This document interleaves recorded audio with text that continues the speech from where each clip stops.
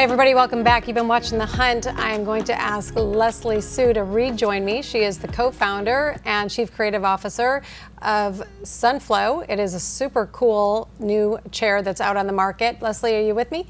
I am. All right, fantastic. So we were just watching it. So, I mean, I got to tell you, I am just absolutely fascinated with the idea and then following that through the process to actually have it appear in that commercial that we just saw.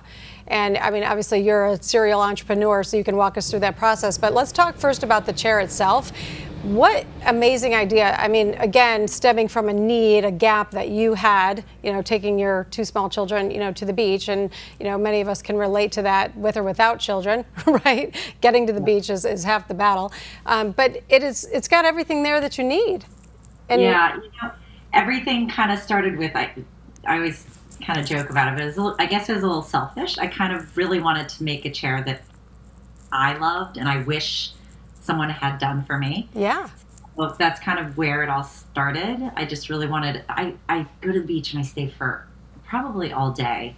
But, you know, I might read, I might go in the water, I might play with the kids, I might take a nap. There's lots of things that I can do there. Sure. But I definitely want to be comfortable. So I found that number one, I wasn't very comfortable in my other beach chair.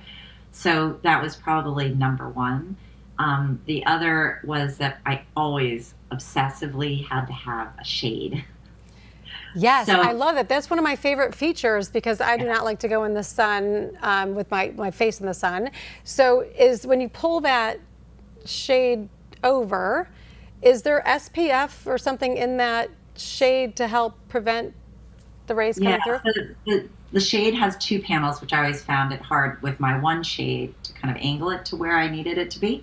So it makes it really versatile. And then the fabric that we use is I guess it would be SPF 98. So it's basically blocking 98% of the sun's harmful rays. So you literally, I mean, you're not getting the bad rays from the sun, just from that light fabric. So another thing was really tricky was to keep it light, you know, and not really be like a wall between you and the sun.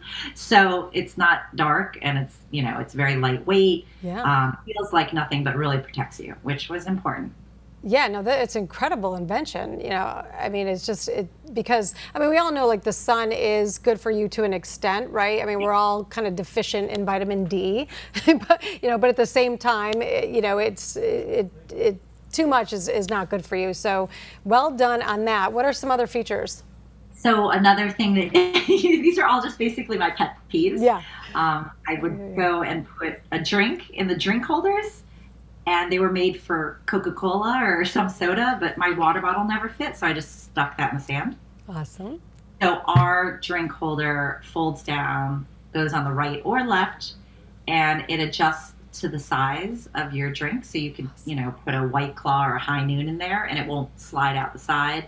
It'll just be a belt around it, and, you know, could actually expand big enough to actually fit a whole wine bottle. So or a bottle of Move, like whatever you want in that whatever the beverage of choice is, yes. Yeah. So that helped me a lot because just having a sandy water bottle is kind of another pet peeve.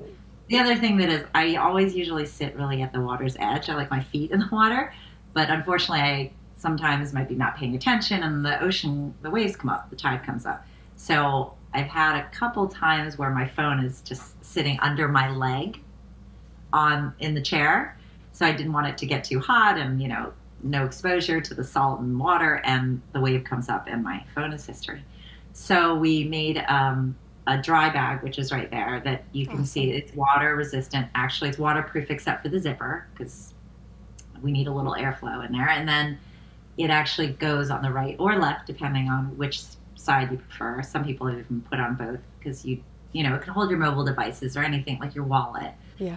It's just kind of a safe place to keep things. That's awesome. And is it easy to carry?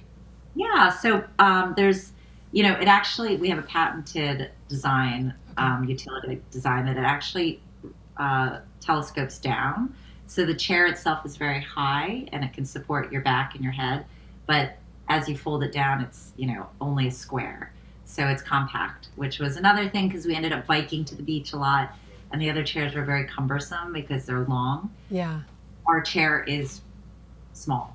Gosh, I mean, it seems like you've thought of everything. So walk me through, just so you get the idea, and now I know that you have experience in manufacturing and working with suppliers and all that, but you know, it's different today than it was, you know, 15, 20 years ago.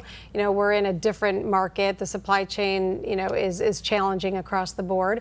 So what would you say is like the key ingredient to taking the idea and then taking that first step and then all the way through to manufacturing and then supply?